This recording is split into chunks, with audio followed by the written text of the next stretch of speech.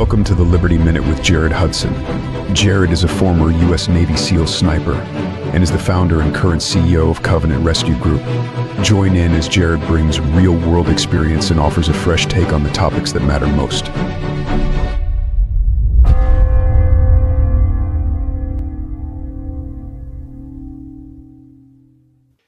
Hey guys, Jared here, bringing you today's Liberty Minute. Today I'm going to talk about something that's kind of in the public right now. It's in mainstream media. It's across all really media outlets, and that's the situation with the Trump administration, the tariffs, and how that's impacting regular everyday citizens and also our country and other countries around the world.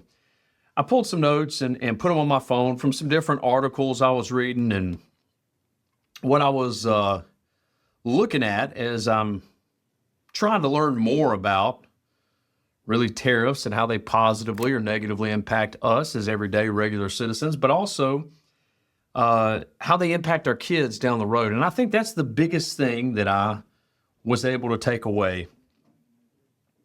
April 2025 is where we're at now, and we know the Trump administration has implemented an expansive tariff strategy aimed at reshaping the trade dynamics within the United States and hopefully bolstering domestic manufacturing back to the way we were when we were producing a lot and addressing many national security concerns. The tariff actions, I kind of bullet pointed, are as follows. We have a broad tariff implementation. A lot of countries are involved in this. There's over 1.4 trillion worth of imports, which significantly expands from the 380 billion targeted during the first term. We see there's high tariff rates. I mean, he's introduced rates reaching up to 145% on Chinese imports. Now, we'll talk about that in a little bit, but that's one of the major holdout countries where there's kind of a battle going on. I don't know if you'd call it a trade war. Some people have, but this has an average effective U.S. tariff rate rising to approximately 22%, and these levels haven't been seen since the beginning of the 1900s. So over 100 years ago is when we actually saw tariff rates rising this high. So nobody that's alive today has honestly experienced what we're seeing or experiencing now because of these tariff rates. Sector-specific investigations. So this is something that was very interesting that I didn't know about it, and I didn't hear much on it. I read an article on Reuters about it, and that's what I have pulled here. You can look this up if you want to, but Section 232 investigations into pharmaceutical and semiconductor imports because of national security concerns, potentially leading to tariffs of 10 to 25% in these sectors. I found that very interesting, especially coming out of COVID, from the past, 6 years ago now, 5 years ago now, coming out of COVID, seeing what happened in the pharmaceutical world, where it came from, where the drugs were coming from to help us, and then also with what was going on with Taiwan and China and a lot of these semiconductors that we, use in everyday life, even this phone right here, right? A lot of the things that we need to operate and live. Finally, this is a bullet point I noted, the Mar-a-Lago Accord, which developed a comprehensive trade and currency framework focusing on reducing trade deficits and addressing dollar overvaluation and linking our trade access to national security cooperation. I mean, I think these are all very important things. Probably the most interesting thing to me, and it might be out there a lot, I'm just not well read on it, and that's the investigations into the pharmaceutical semiconductor imports. Obviously, we see China holding out on, trying to battle it out with us on some of the high tariff rates. But with that being said, here's some of the claimed benefits from the White House. I got this from whitehouse.gov, and then also some articles from Reuters. Economic growth projections. A 2024 analysis suggested that a global 10% tariff could potentially grow the U.S. economy by $728 billion and create 2.8 million jobs and increase real household incomes by 5.7%. So what does that look like to you individually if this is the case? If you're going to have a household income increased of a little over 5%, 5.7, let's just say 5%, and you make $100,000 a year, that's increasing your income to $105,000 a year. So it's saying that you see some added benefit. However, I don't think that the study shows added benefit being right now in the moment. And that's one of our problems that we have, is because we're a microwave society. We're a society that wants it now, a fast food society. I better pull through a drive-through, order what I want, and if I don't have my food in less than 10 minutes, I'm going to be upset. That's not what this is. I like looking at this as like, squats. If I do squats for the first time ever on a Monday, on Tuesday, and then definitely Wednesday, I don't ever want to do squats again because they hurt so bad. But if I continue to do that, they stop hurting as much and they start building and growing my legs in a positive way, especially for what I've done in the military and in law enforcement, and what I continue to do. I used to have a buddy who say, "Hey, what's the best tool that you have to be a combat SEAL?" And he said, "It's right there on that squat rack. It's built with squats, because a good base makes you a good fighter." I used to think that was pretty funny, but it's true. And I believe that what's happening here is this is something that's needed to be done, and these tariffs are starting to build a good base. And it's going to hurt for a little while, but as it continues, I think that's where we see some of the increase in real household income, the increase in the economy, and the increase in jobs. The next would be national security enhancement. I pulled this from Reuters, and it's we're just trying to reduce our reliance on foreign production from critical sectors, like what we talked about earlier, pharmaceuticals, semiconductors, probably energy, right? Energy independence, that's a hot term that we hear a lot in the news. And then finally, trade deficit reduction, sought to correct structural trade imbalances by imposing tariffs and reevaluating international economic relationships. So basically, we've all heard that, hey, that you need to pay your fair share. There's a lot of countries that are not paying their fair share, for lack of a better word. Well, we've heard Democrats say it forever when they talk about, the rich need to pay their fair share. We're saying that as a country, as the U.S., hey, other countries need to pay their fair share, because we cover a lot of costs, the majority of costs for the world. Criticism and economic impacts. These are just a few bullet points I pulled. I don't necessarily agree with all these, but one was interesting. This was the Penn-Wharton budget model. And the Wharton budget model projects that tariffs could reduce U.S. GDP by 8% and wages by 7%, with middle-income household facing a $58,000 lifetime loss. Now, I'm going to be honest with you, I don't know if that's true. The guys that probably put that budget model together are way smarter than me, especially when it comes to things like this. With that being said, I looked at what I've put into taxes and Social Security and all that I've paid into since I've been working and paying taxes. When I was 18 is when I first started paying taxes. And not working for cash anymore for guys splitting wood, but I actually got a job that paid me and took tax out of my check.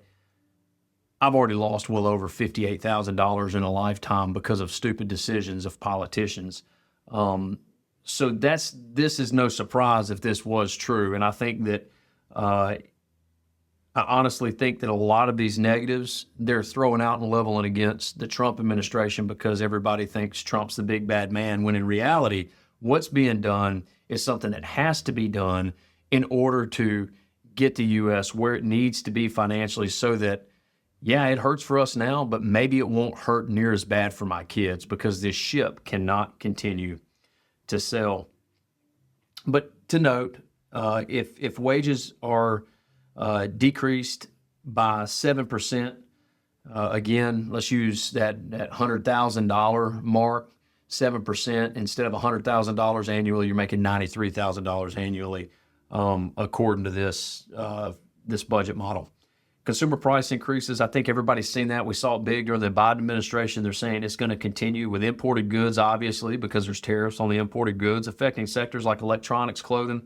household appliances and estimates. There are estimates suggesting that up to 60% of Amazon's products, that's going to kill me because my wife orders a lot of stuff from Amazon because of the tariff rates. I don't know. I haven't seen it. I haven't necessarily felt it any more than we felt it over the last few years with Biden just buying stuff at the grocery store. And actually, to be honest, personally, I felt a little bit of reprieve.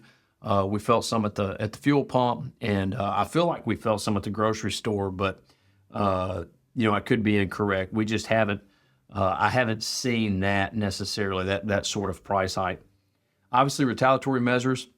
We see China already doing that, retaliating with imposed retaliatory tariffs, which affects our exports. That being said, there's a lot of countries that have stepped up to the plate and they want to play the game. They're like, hey, we don't want this. We want to work with you. And so they've started making deals. Obviously, we see, there's a lot of market uncertainty and everybody sees that. JP Morgan has been forecasting a potential recession within the next year. And obviously the Federal Reserve has lowered their 2025 growth forecast. I mean, that's all stuff that's pretty public and it's out there. I've heard people talk about it. But I would say of all this, the biggest thing is China's retaliatory actions. That's one thing I want to cover real quickly that I think will impact us. China's imposed additional tariffs of 10 to 15% on U.S. imports, including coal, liquefied natural gas, crude oil, agricultural machinery, and large engine vehicles. We get that from hklaw.com is where the team pulled that from. And I think that is something to, that puts us on the edge of if we're not in a trade war, we're back and forth with what it costs for us to send our product out. Export controls, obviously, we see that. I've got a buddy that does business and needs some of the critical minerals for what he does business out of China. And those minerals are tungsten, tellurium, bismuth, and a bunch of others that support various tech industries that we're in. A buddy of mine that's in the tech industry that needs that, and he said a lot of those export controls or export restrictions have negatively impacted his business. Obviously, we know about corporate sanctions. We've seen that with some of the larger U.S. companies, at least clothing companies, and then legal challenges with the World Trade Organization against the U.S. tariffs, seeking kind of a formal dispute resolution that China has filed. So I think all this is it's an exciting time to be living in, but it's definitely very volatile, to say the least. But even though we have all of this going on and we find ourselves sort of in a trade war with China, we have countries that have engaged with the U.S. to alleviate these tariff pressures that are being seen worldwide because of what Donald Trump and the Trump administration is doing, which I personally believe is positive. I think it's going to hurt for a while, but I believe it's positive, and I think that we're even early on seeing the positive behind it. An example would be Canada and Mexico. We see a temporary tariff pause that happened, maybe a month ago, 2 months ago, where the U.S. agreed to pause certain tariffs on imports from Canada and Mexico in exchange for commitments on border security and immigration. Now, I think that only lasted for 30 days, and I don't know where it's at now, but I think that is huge to see because that's one of the biggest things the American people talked about in this last presidential election was, what are we going to do about the border? Well, they use this tariff situation to start dealing with and fixing the border. I mean, I think it's brilliant personally. And honestly, if there's anybody I trust in making a good deal that's going to benefit us or our people, it's Donald Trump. I mean, the guy who wrote The Art of the Deal. Vietnam, we see a similar sort of thing with them agreeing, right, on tariff reduction cooperation, but they've agreed to expedite deportations of Vietnamese nationals from the U.S. and reduce tariffs on American products, including liquefied natural gas and automobiles. That's huge for us. That's huge for our industry. Vietnam approved a pilot program for Starlink services. India, we have negotiations initiated in India following the imposition of a 27% reciprocal tariff by the U.S. India said they're willing to negotiate, and they refrained from retaliatory tariffs, unlike China. India proposed reducing tariffs on over half of U.S. imports contingent on reciprocal relief. Yeah, that would be huge too, because India obviously is they're a large country, and there's a lot that they could receive. And if we didn't have to pay, what was it, 27% tariff to import our products, that would be huge. Japan, we see the same thing. We've got diplomatic engagement going on in Japan to discuss lifting our tariffs. Now they've been placed on Japanese exports, which is primarily cars and steel. But they didn't want to impose retaliatory tariffs. Trade deal in the United Kingdom. J.D. Vance went over and spoke with him, and he said that he believes that there's a good possibility or the potential of a U.S.-UK trade deal because the Trump administration, Donald Trump in particular, favorably views Britain, and the UK seeks to ease a 25% tariffs on cars, steel, and aluminum. That was out of a couple of news articles. This one out of Reuters. Australia and Singapore, despite being subjected to 10% tariffs, both countries have increased U.S. military cooperation and defense spending. Australia, in particular, is seeking to mitigate exposure by strengthening ties with other trade partners. The only one we see, China, retaliatory measures. China's imposed additional tariffs on U.S. imports. We talked about that earlier. And they've added certain U.S. companies to unreliable entities list and filed complaints with WTO. So all of that going on and all of that being said, it's going to hurt.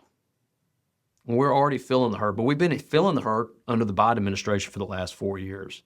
We cannot continue the way we have always gone. We have to implement and put things in place that protect the U.S. initiatives, and ultimately our communities and our families.